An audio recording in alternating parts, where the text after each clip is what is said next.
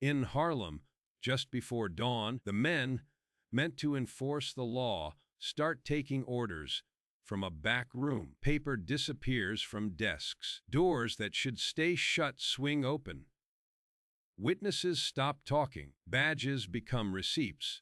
The street starts directing the precinct. The name on the whispered ledgers is Ellsworth, Bumpy, Johnson, and the city's own guardians begin to orbit his money. If the law is already bought, who is left to arrest the buyer? The first sign is not a gun. It is an envelope. It moves through Harlem on a predictable route. It goes into places the public never enters. A precinct office, a judge's chambers, a political club with the curtains drawn in daylight. Cash changes hands. And then nothing happens. Raids do not happen. Arrests do not hold. Cases do not survive the walk from street to courtroom. A complaint becomes a dead file. A witness becomes silent. A rival becomes exposed. In Harlem, the system does not fail. It performs. On paper, law enforcement exists. In practice, law enforcement has been converted into a service. Private, rented, paid. The New York Herald receives a leak, not a rumor, not a tip, a set of records, handwritten ledgers, payment schedules, codes, badge numbers, court assignments, district markings. A disgruntled insider brings it out, and the pages read like payroll. The claim is simple, and it is not supposed to be possible. Every cop in 5 Harlem precincts on a monthly take. Every judge who can stop a case on the payroll. Every political figure who can block reform on the list. It is not corruption as an exception. It is corruption as infrastructure. Money does not slide under the table. Money walks in the front door. The bagman is known. His face is familiar. He does not rush. He is not hiding. He is expected. He enters public buildings with cash. He leaves with protection. The records say the machine runs on routine. First of the month. The rhythm of rent. The rhythm of payroll. The rhythm of obedience. One set of payments is small enough to look harmless, but it is not about the amount. It is about the coverage. Patrolmen, sergeants, lieutenants, captains, a ladder of compliance. And each rung locks the one beneath it. $50, 1 month. For one officer. Then more. Then enough to exceed a salary. Enough to change what a badge means.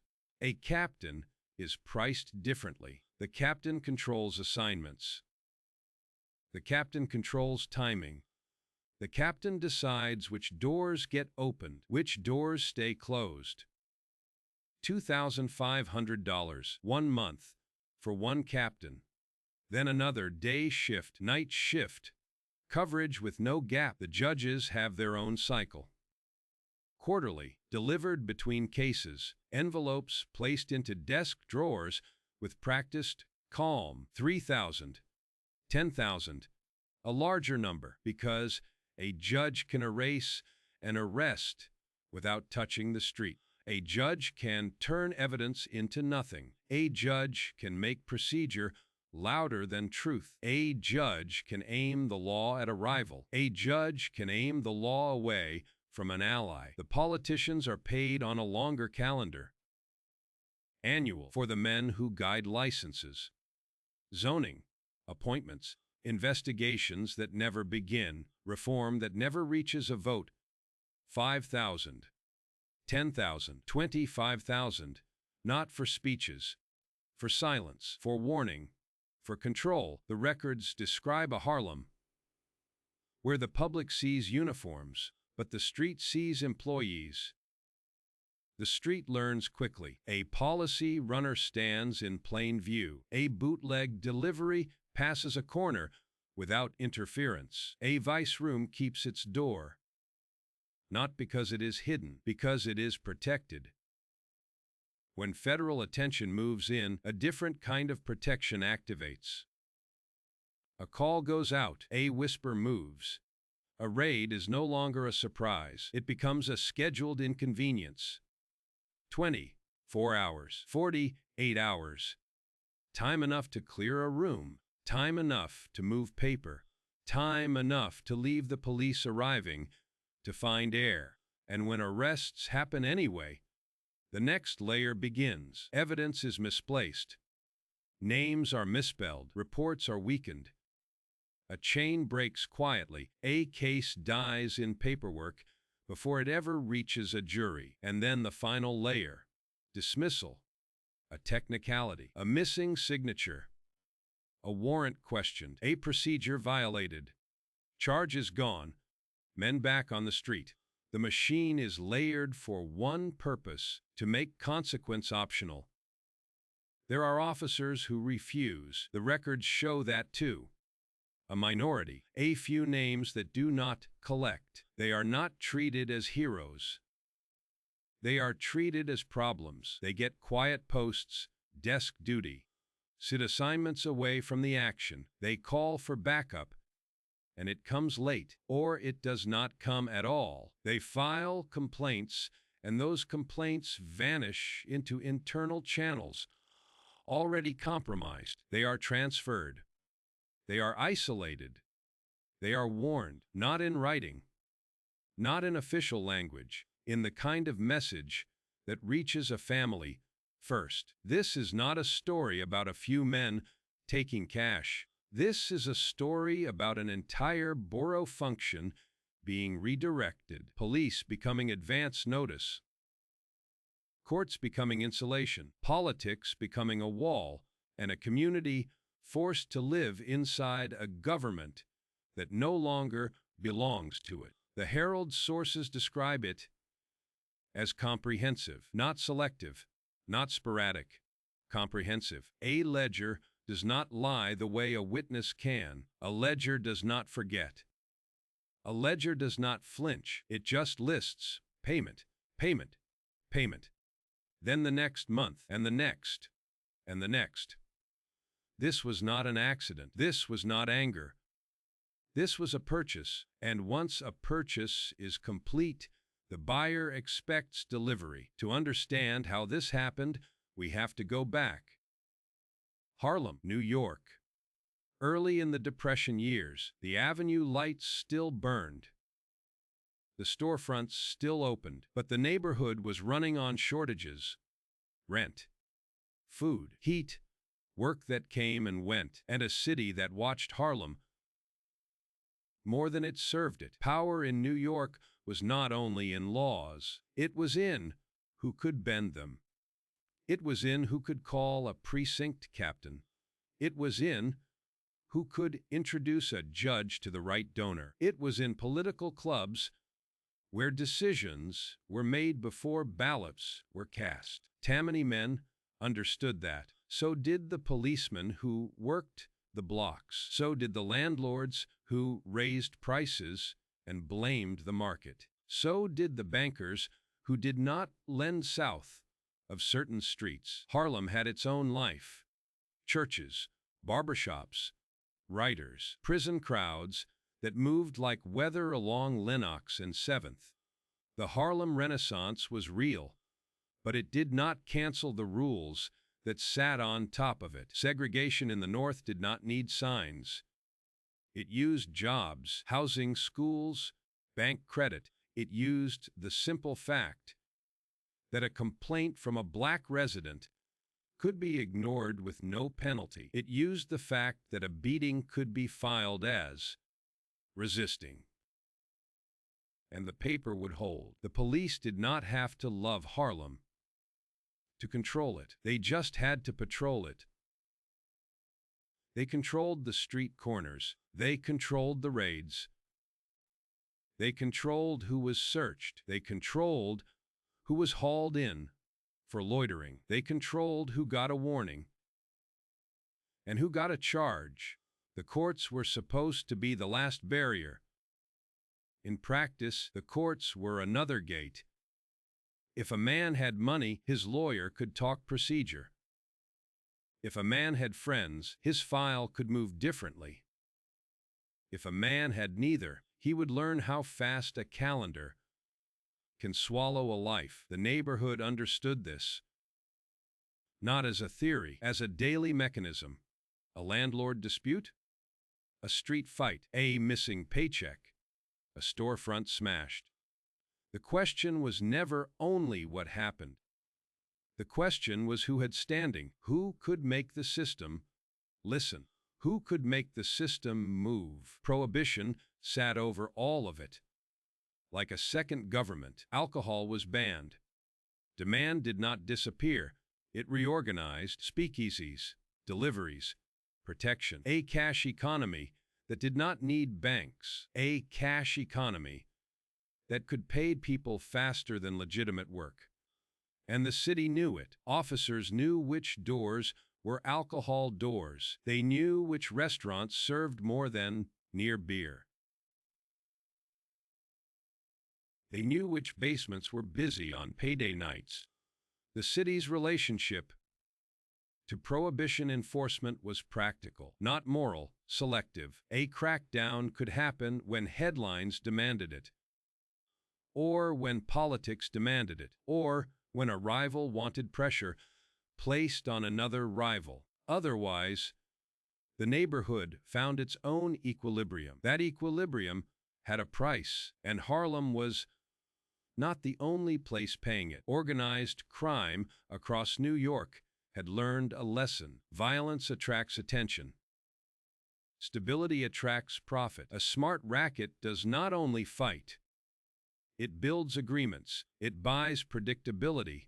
It creates systems that make enforcement optional. Numbers, gambling fit Harlem because it spoke the language of small money. Coins, bills, daily hope. The wager was small enough to feel harmless. The payout was rare enough to keep people coming back, and the operation was large enough to employ thousands. Runners, collectors, lookouts, shopkeepers who took slips behind the counter, barbers who kept a box near the register.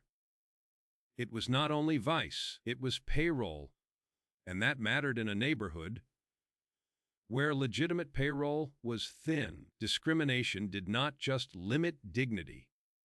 It limited options. It pushed men into informal work. It pushed women into domestic labor with no protections. It pushed families into crowded rooms under landlords who did not have to negotiate. It created a place where unofficial economies became survival economies, and where the boundary between survival and exploitation could be moved by whoever controlled the money. The white city could still enter Harlem whenever it wanted, with uniforms, with warrants, with nightsticks, with the right newspaper story. But the white city did not live there. It did not stand in Harlem's lines. It did not sit in Harlem's kitchens. It did not carry Harlem's losses. That distance made it easier to treat the neighborhood as territory, a precinct map, a voting block, a revenue source, a problem to be managed. And inside that distance, a different kind of authority could grow. Not official, but functional. A man who could settle disputes without calling the police. A man who could keep a gambling room safe. A man who could decide which block stayed quiet and which block got pressure. A man who could pay people on time. A man who could make promises that felt more real than city promises. The city's institutions were not designed to protect Harlem first. They were designed to control Harlem first. That left a vacuum, and vacuums get filled. Sometimes by churches, sometimes by unions, sometimes by politicians, sometimes by the underworld. And this was the world Ellsworth Bumpy Johnson lived in. The records do not read like gossip, they read like administration.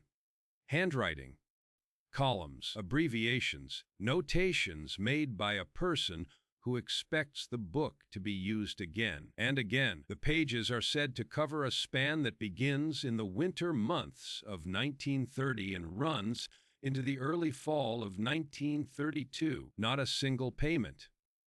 A system. The names are not written out. That is the first discipline. Police are reduced to badge numbers. Judges are reduced to court assignments. Political figures are reduced to district markings. It is a ledger built to survive theft, a book that can be lost without fully confessing. But the numbers are too consistent to stay anonymous. Pay is a fingerprint. A man's position is a fingerprint. The timing of a transfer, the timing of a promotion, the timing of a reassignment. Those things narrow the field. The Herald claims it matched codes to people by lining up amounts and dates with official postings and by confirming details through confidential sources inside the department and inside Harlem's political circles. Not one source, multiple. The kind of work that turns secrecy into routine. The deeper you read, the clearer the structure becomes. It is not random. It is tiered. A patrolman gets one kind of money. A supervisor gets another kind. The difference is not generosity. It is function. A patrolman is paid to look away. A sergeant is paid to coordinate the looking away. A lieutenant is paid to control information. A captain is paid to control the calendar, because the calendar is power. The raid schedule, the assignment sheet, the decision of which officer gets sent to which corner, the decision of which report gets forwarded and which report gets buried. The ledgers describe the bribery as a payroll that arrives on schedule, first of the month, delivered by men who do not pretend they are doing anything else. The Herald names Raymond Juni Bird as the financial manager, the man keeping the book, the man moving the cash, and the records describe his day as a rote. Morning, precinct houses. Captains receive their envelopes, then envelopes for everyone under them. The fiction is maintained. The money appears to move through the chain of command, as if it belongs there, as if it is another kind of departmental allotment. Afternoon, court buildings, chambers, judges between cases, the envelope placed into a drawer with no hesitation, the act treated like routine administration. Evening, political clubs, homes, restaurants, social settings, places where bribery can look like friendship, where cash can be exchanged with a smile and no witness willing to remember. The records describe a city where the bagman is not a shadow, he is a fixture. He walks into public buildings without being stopped. He is not questioned at the door. He is not searched because the door is already paid for. This is where the scale stops being a rumor. The Herald says the payments cover 5 precincts in Harlem, hundreds of officers, patrolmen to captains. The payments are described as monthly, small amounts repeated until they become a second salary, larger amounts repeated until they become a private contract. The ledgers break down one precinct in detail. The 28th, Central Harlem. The numbers are written cleanly. How many patrolmen? How many sergeants? How many lieutenants? How many captains? How much each tier receives? The total cost per month. The total cost per year. And then the record says the pattern repeats in the other precincts. The point is not one precinct. The point is coverage, a safe corridor for business, a police force converted into early warning, a court system converted into a filter, a political structure converted into a shield. The ledgers also record the exceptions, the officers who refuse. Not many, but enough to be identified. And the book does not describe their courage. It describes their treatment. They are pushed away from the active blocks. They are given assignments where they cannot interfere. They are denied support when they do interfere. They are isolated inside their own precinct houses. A warning system forms around them, a mechanism for spotting them, for avoiding them, for wearing them down. The record describes pressure that moves in steps. First, money offered, then inconvenience, then danger, then fear made personal. The lesson is taught without speeches. A man who refuses becomes a man who stands alone, and standing alone in a precinct can be fatal to a career, or worse. The judges are accounted for in the same tone, not as personalities, as assets, municipal court, criminal court, higher benches, payments described as quarterly, amounts scaled to usefulness. A minor judge is paid to erase minor arrests. A felony judge is paid to protect leadership. A higher bench is paid to serve as a backstop. A reversal, a new trial, a technical escape hatch if the lower machinery fails. The politicians are written the same way. Aldermen, assemblymen, district leaders, citywide contacts, payments described as annual, amounts scaled to influence, licenses, zoning, appointments, warnings about investigations, pressure placed on reform before it gathers momentum. The ledger does not use the word democracy. It does not need to. It shows a different structure, a structure where government functions as a service purchased by a private organization. And the organization does not have to be everywhere. It only has to be in the right offices on the right days. The Herald's framing is blunt. This is not incidental. It is systemic, a complete purchase, and the proof is not a confession. It is the ordinary neatness of the entries, the calm handwriting of a man who thinks the system will last. The story the ledgers tell is not only what was paid, it is what was bought.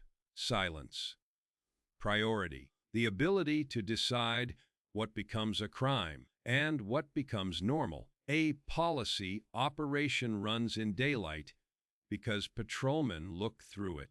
That is the first layer. A complaint is made, and the complaint is reduced to nothing. A report is written, and the report is rewritten. A raid is requested, and the raid is delayed. The second layer is warning. The moment an enforcement action cannot be avoided, the machinery flips.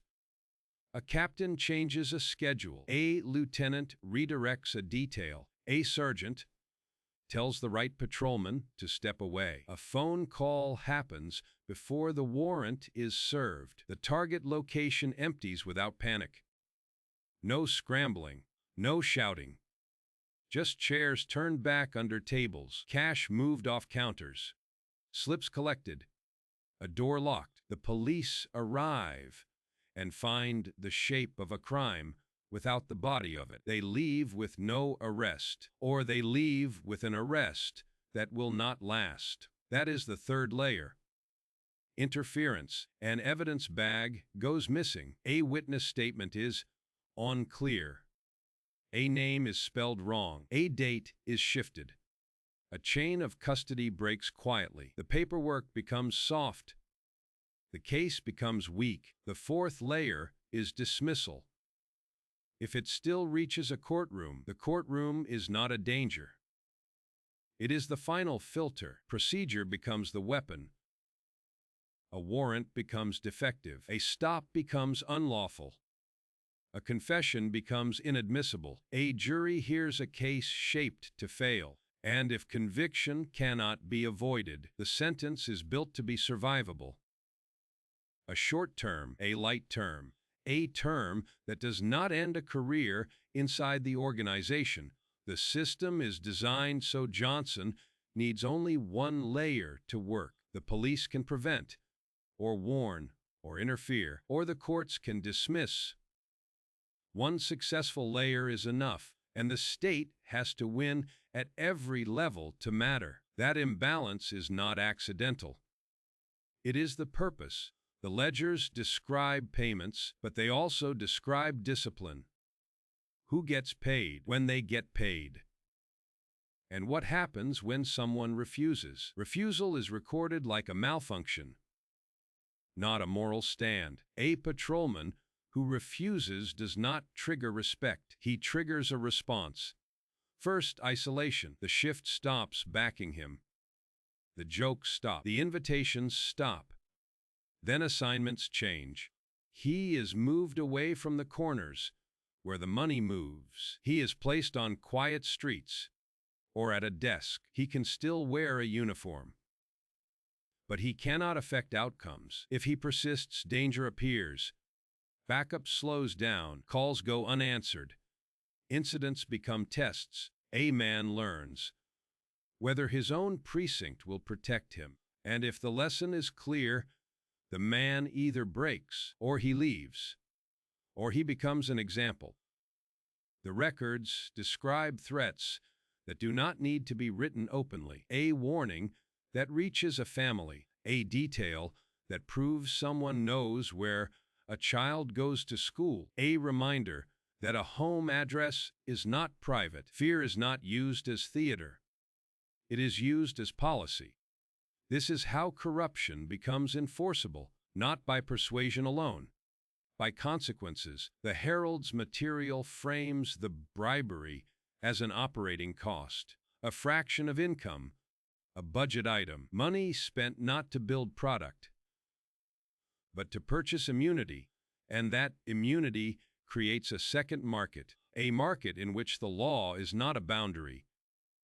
It is a tool. Competitors can be targeted by enforcement, not by chance, by request. A rival operation can be raided while another is ignored. A rival can be arrested on a pretext charge.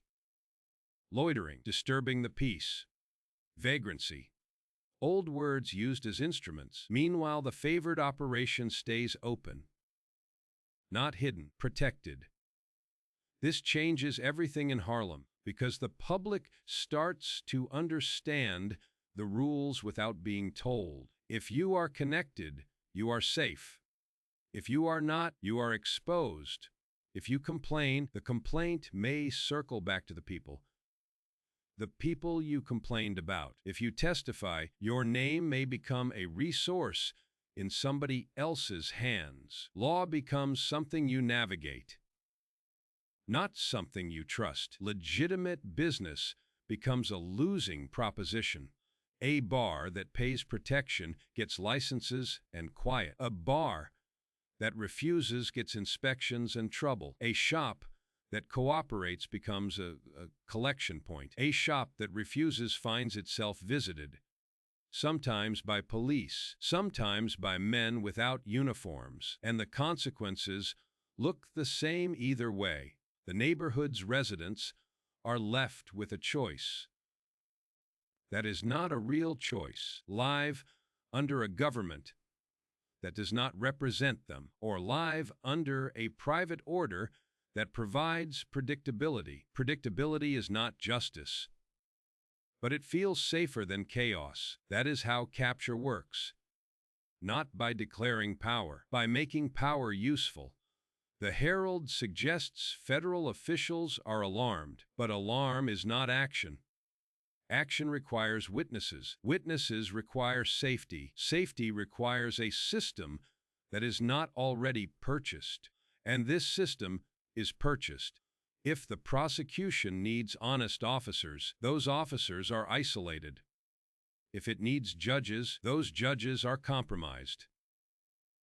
If it needs political backing, the politicians are paid to resist. Even the simple act of investigating becomes visible. A federal agent asks a question, and the question is reported back. A subpoena is planned and the plan is leaked. A raid is scheduled and the schedule becomes a gift.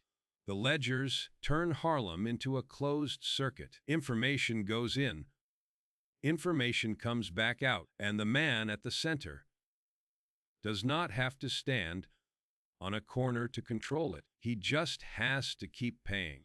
But a system this broad has one weakness. It creates too many hands, too many resentments, too many men who think they are underpaid for the risk they carry. And it only takes one person inside the machine to turn paper into a weapon. The leak does not happen in a vacuum. It happens inside a payroll, inside a structure where everyone is paid and where everyone knows who is not. A bribery system this wide creates a second economy, not just in Harlem. Inside the precinct houses, inside the courthouse corridors, inside the political clubs, men begin to measure themselves by their envelope. Who gets how much? Who gets paid first? Who gets paid in person? Who is trusted with a larger share? Resentment becomes a constant background noise, and resentment is unstable. A disgruntled member does not need ideology. He only needs a grievance, a cut, a slight, a fear that he is about to be sacrificed, or the simple realization that loyalty in a system like this is not mutual. It is rented, and rent can be raised or stopped. The Herald frames the leaker as someone inside Johnson's organization, someone with access to the accounting, someone who has handled the schedules, someone who can deliver more than a story. 400 pages, handwritten, codes that protect names, but not patterns. Patterns are harder to hide. A badge number does not mean much alone, but a badge number paired with a steady monthly amount does. A court assignment number can be anonymous until you line it up with who sat in that courtroom that season. A district marking can be vague until you compare it to who controlled nominations and meetings in that district. The ledger is not proof by itself. It is a map, and a map can be walked. The Herald says it walked it, cross-referenced, confirmed, quietly, because loud investigation alerts the very people being investigated. This kind of corruption does not only protect a criminal, it protects itself. The moment an inquiry begins, the inquiry becomes information, and information travels faster inside a purchased system than it does in an honest one. A reporter asks a question. A desk sergeant hears about it. A precinct captain hears about it. A political contact hears about it. And by the time the question reaches the target has time. Time to prepare, time to deny, time to threaten, time to buy additional silence. The ledger's existence changes the balance, but only briefly, because once paper appears, the machine moves to destroy the meaning of paper. The first defense is dismissal. Not in court, in the public mind. Attack the source. Call it fabrication. Call it exaggeration. Call it a newspaper trying to sell copies. Call it a personal vendetta from a fired employee. The second defense is confusion. Numbers corrected. Totals debated. Amounts questioned. Attention moved from the system to the arithmetic. The audience gets lost in calculation. And when the audience is lost, outrage does not organize. The third defense is intimidation, not necessarily of the newspaper itself, but of the people who might validate the story. A clerk, a patrolman who wants to speak, a courthouse messenger who sees envelopes, a politician's driver who overhears a name. Those people become vulnerable the moment they become useful. A warning can be enough. A reminder that the system knows who you are, where you live, what you need. The fourth defense is selective punishment. If authorities feel forced to act, they can act narrowly. A few arrests, a few suspensions, a few scapegoats, enough to claim reform. Not enough to break the structure. A system survives by sacrificing parts. It survives by keeping the center intact. The Herald's reporting suggests federal attention begins to stir. Mail fraud, income tax, civil rights violations. The categories do not matter as much as the approach, because direct prosecution of bribery requires witnesses inside the machine, and the machine is designed to prevent witnesses from existing. A corrupt officer will not testify. A compromised judge will not confess. A paid politician will not volunteer his own destruction. An honest officer is isolated and threatened until he chooses survival over truth. The ledger is powerful because it bypasses loyalty. It forces the system to answer paper, but paper is not a verdict. Paper is an invitation to a fight, and the fight is not fair. The machine has advantages. It has access. It has fear. It has time. It has the ability to ruin reputations before charges are filed. And it has the ability to change what the street sees. If the street believes Johnson is untouchable, the street acts accordingly. If the street believes the police are owned, the street stops calling. If the street believes judges are purchased, the street stops testifying. That belief becomes part of the system's defense. It is cheaper than a bribe. It lasts longer than an envelope. It is a kind of paralysis. The Herald describes Harlem as a community of hundreds of thousands living without genuine protection, not protected by the law, not protected from the criminals, trapped between two authorities that look different but behave the same, both capable of taking, both capable of punishing, both capable of deciding which lives matter in practice. The leak threatens that balance because it suggests the machine can be seen, and if it can be seen, it can be challenged. But challenge requires more than exposure. It requires force that can enter Harlem without being absorbed by Harlem's compromised institutions.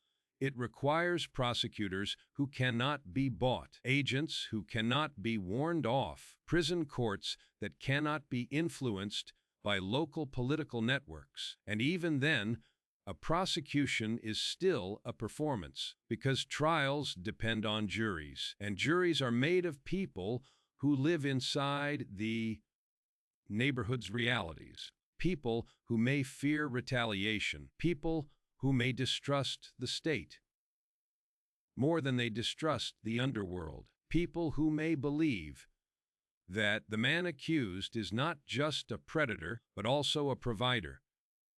That ambiguity is not sentimental. It is strategic. It is how a criminal structure survives inside a neglected community. It becomes useful. It becomes familiar. It becomes, in some eyes, inevitable. So the ledger does not only accuse officials, it exposes a deeper problem. A government that left a vacuum, a private organization that filled it, and a system of payments that turned law into a commodity. Once the public sees that law is for sale, the question stops being whether corruption exists. The question becomes whether Harlem can be governed at all. Without starting over, federal officials do not move like precinct cops. They do not need local permission. They do not need a Harlem captain to schedule a raid. They do not need a municipal judge to sign off on a dismissal.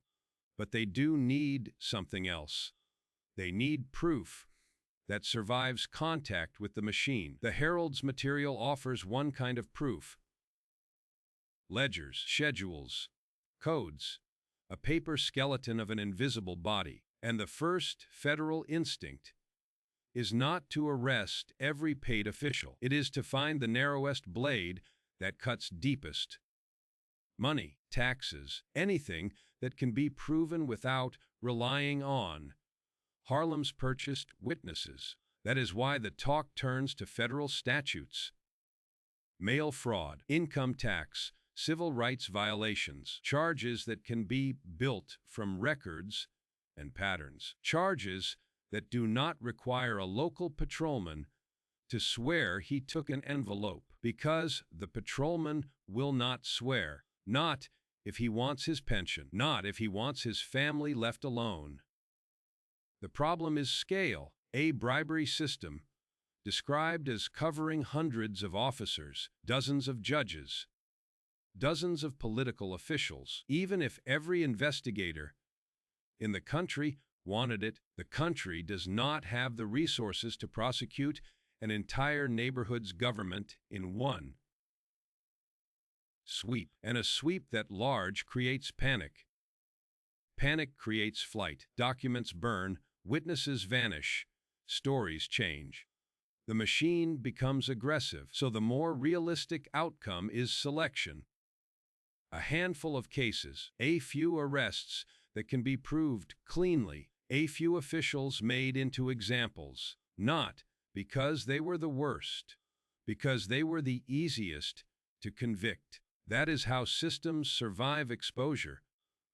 They give up a few pieces to keep the board. The Herald quotes shock, but shock is not an operation. An operation requires planning, and planning in Harlem means planning under surveillance. Every question is heard. Every visit is noticed. Every unfamiliar face is tracked. If federal agents begin interviewing people openly, word travels back through the same channels the ledgers describe. A captain hears, a judge hears, a district leader hears, and a warning reaches the people at the center. Then the system goes into its other mode. Containment. Witnesses are discouraged. Not always with violence, often with pressure, employment, housing, an eviction notice, a tax audit, a sudden arrest on a minor charge, a reminder that the law can be used against anyone who is not protected by it.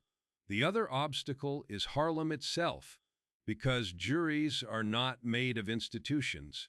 They are made of neighbors, and neighbors in Harlem have learned a long lesson about the state. They have seen police raids that feel like punishment, not protection. They have watched legitimate complaints ignored. They have watched honest men treated like suspects. They have watched judges impose heavy sentences on the poor, while the connected walk out. In that environment, a federal prosecution does not automatically look like justice. It can look like another outsider campaign, another wave that hits the street and leaves the deeper structures untouched. And the defense understands that. A skilled defense does not need to prove innocence. It needs to create doubt. Not just about the defendant, about the motives of the prosecutors, about the integrity of the witnesses, about the credibility of the newspaper, about the ledger itself. A ledger is a weapon, but it is also a target. If the defense can make the ledger look unreliable, the entire architecture weakens. Codes, no names. Handwriting that can be challenged. Pages that can be called altered. A disgruntled insider who can be painted as dishonest. The machine does not need to win every argument. It only needs to slow the case down until fear and fatigue do the rest. And there is one more complication.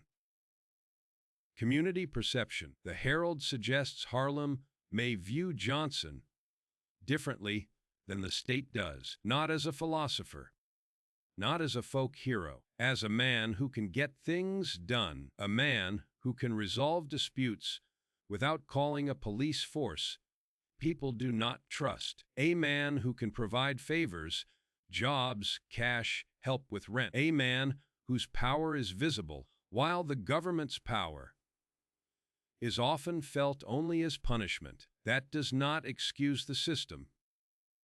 It explains the resilience. It means prosecution will not only fight corruption, it will fight narrative. It will fight familiarity. It will fight the quiet calculation of residents who decide which authority is less dangerous to cross. This is why the Herald's revelation is both explosive and fragile. Explosive because it shows the machinery. Fragile because the machinery can absorb exposure and keep working. The ledgers describe a routine, a schedule, a predictable monthly ritual.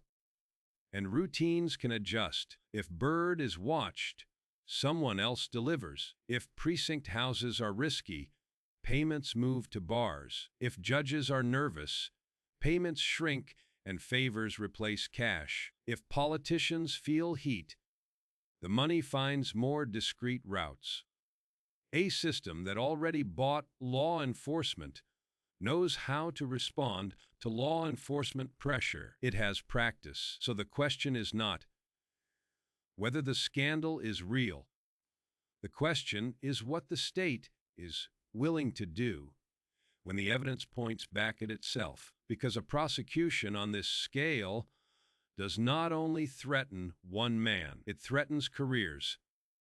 It threatens elections. It threatens an entire city's claim that its institutions function. And when institutions are threatened, they defend themselves, often by focusing the blame on one neighborhood, on one gangster, on one bad apple, narrative that keeps the rest of the barrel intact. If that happens, Harlem learns the same lesson again. Exposure does not equal change. Paper does not equal protection. And the envelopes keep moving. There is a temptation to treat the ledger like a finish line. A document appears. The truth is exposed. The city is forced to act. But Harlem does not work like that, because Harlem has been trained to expect revelation without repair.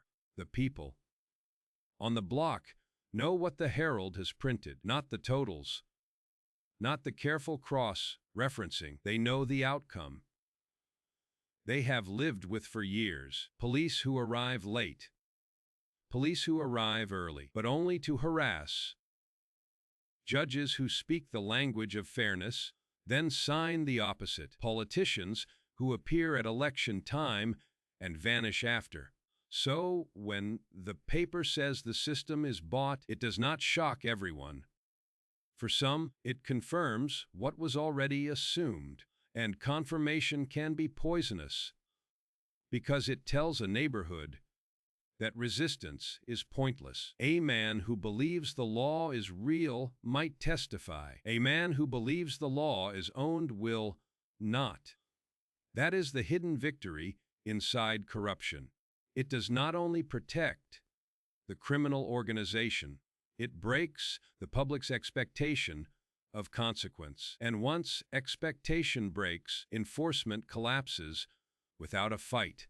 The second truth is about dependence. A purchased system creates routines for everyone. Police learn which corners are quiet, meaning paid. Judges learn which cases should not become trials, meaning protected. Political clubs learn which donors matter, meaning dangerous to offend. But residents also learn routines, where numbers slips can be placed without risk, which stores accept them, which bars do not get raided, which nights a back room will be safe. The neighborhood begins to move around these patterns, not because the neighborhood is corrupt, because people adapt to the rules they are forced to live under. A mother trying to keep food on a table adapts. A store owner trying to keep a lease adapts. A young man looking for money adapts. And in that adaptation, the criminal structure gains something more valuable than cash. It gains normality. That normality becomes a shield, because a system that feels normal does not feel urgent. And a system that does not feel urgent does not mobilize the public. The Herald's report describes a machine held together by incentives and fear. But there is a third adhesive: familiarity. Harlem knows what the city does when it cleans up. It brings raids. It brings headlines. It brings mass arrests that do not distinguish between predators and bystanders. It brings policing that looks like occupation. And then, after the cameras leave, the deeper inequities remain. Jobs still scarce. Housing still crowded. Schools still neglected. A clean up that does not change those conditions looks like punishment, not protection. That history makes it easier for the underworld to present itself as the lesser threat, not the good. The lesser threat, a predictable threat, a negotiable threat. Prison, a threat that can be approached through intermediaries, a threat that sometimes helps if it benefits the organization's image. That is not romance. It is governance by vacuum. The ledger threatens that arrangement because it invites outside power to re-enter Harlem. But outside power has to choose its method. If it comes in as spectacle, Harlem braces. If it comes in as a surgical operation, Harlem watches for betrayal. Either way, trust is not automatic. It must be earned under conditions designed to prevent earning. The paid officials understand something else. Exposure creates risk. Risk increases price. A patrolman who once accepted $50 may demand more to keep accepting it. A judge who once took an envelope quietly may want stronger assurances. A politician may want a different kind of benefit, a job for a relative, a contract for a friend, a promise of protection if an investigation starts. Corruption becomes more expensive when it is threatened, and a criminal organization adjusts. It tightens the circle. It reduces record keeping. It changes delivery routes. It enforces discipline. The bagman becomes cautious. The ledger becomes shorter. The codes become thicker. The machine becomes harder to map. That is why leaks are so dangerous to the people in the center, not because the public will suddenly rise, but because the public attention forces the system to evolve. And evolution is where mistakes happen. A paid officer panics and overreacts. A judge acts too boldly and reveals himself. A political figure slips and says the quiet part out loud. Or a disgruntled insider decides a second leak will buy him safety. This is where power becomes visible. Not in gunfire, in control, in who gets to keep their job, in who gets assigned the worst post, in who gets a case dismissed without explanation, in which licenses get approved, in which businesses get denied. Harlem residents see those decisions. They read them the way a sailor reads weather, and they adjust their lives accordingly. The Herald's report does something else. It puts names into motion, not publicly, but internally, because codes can be broken. And once a code can be broken, everyone on the list becomes anxious about who else has the book. Police leadership worries about federal pressure. Judges worry about investigation. Politicians worry about challengers. And inside the criminal organization, the worry is sharper because the organization now knows there is a traitor. The leaker becomes the real emergency. not the newspaper, not the federal talk, because a traitor means the inner circle is not sealed, and a circle that is not sealed cannot be trusted. So the organization's response is predictable. Find the source, quiet him, repair the leak, tighten the system, and keep paying, because payment is not only protection. Payment is a message. It tells every bought official that the organization is still confident, still solvent, still capable. It tells them that loyalty remains profitable, and it tells the neighborhood that the old order has survived another headline. That is how power becomes durable. Not by never being exposed, by surviving exposure, by turning scandal into background noise, by letting the city burn its energy on outrage, while the machine keeps moving behind the curtains. If Harlem is going to change, it will not be because a ledger exists. It will be because someone decides the ledger is worth acting on. And in a purchased system, action has to come from outside the purchase, or it will never come at all. The New York Herald prints the numbers and calls it a scandal. But the ledger is not the scandal. The ledger is the operating manual. It shows Harlem as a place where law is not enforced. It is distributed. Where justice is not administered, it is scheduled. Where politics is not representation, it is procurement. The story it tells is simple. A private organization paid to make government behave like private security, and then paid again to make it look normal. If the figures are accurate, the money is not incidental. It is strategic. It is large enough to change choices, large enough to erase risk, large enough to turn a precinct house into a listening post, a courtroom into a valve, a political club into an early warning station. In a system like that, crime does not need to hide. It needs to coordinate. A raid is not a threat. It is a date on a calendar. A charge is not a danger. It is a delay. A judge is not an obstacle. He is a service. A politician is not a watchdog. He is a gatekeeper. Harlem learns to live inside this, not because Harlem approves, because Harlem has to survive. People stop calling the police, because calling the police is calling the wrong side. People stop expecting court outcomes to match facts, because facts are not the deciding factor. People stop believing elections will change street-level reality, because the decisions are made before the vote. And when belief disappears, the system becomes lighter for the people who own it. They do not have to fight public resistance.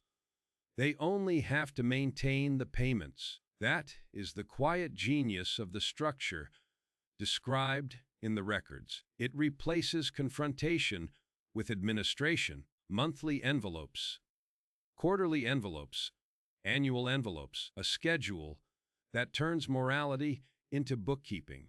The most dangerous part is not even the bribe itself. It is the feedback loop. Corrupt policing protects the operation. Protected operations generate more cash. More cash buys deeper protection. Deeper protection discourages witnesses. Fewer witnesses reduce risk. Lower risk increases revenue. The cycle tightens. And the longer it runs, the more it begins to look like a permanent form of governance. This is why exposure is not the same thing as collapse. The machine can absorb a newspaper story. It can deny. It can distract. It can sacrifice a few names. It can tighten the roots. It can shorten the ledger. It can move the money off site. It can replace cash with favors. It can intimidate anyone who gets too close to turning paper into testimony. And the public, watching all of this, learns a final lesson. that even the truth can be bought time, that even a leak can be managed, that even a scandal can become weather. So the question Harlem is left with is not whether corruption exists. That is already answered. The question is whether any force in New York is willing to dismantle a system that benefits too many people in uniform, in robes, and in suits, because the ledger does not only accuse one criminal organization, it accuses the city. And cities do not like to prosecute themselves. If the law is a market, then law enforcement is not a profession. It is a price list, and Harlem is the place where that price list was allegedly written down in ink. And once it is written down, the only thing left is to decide what it will cost to erase it.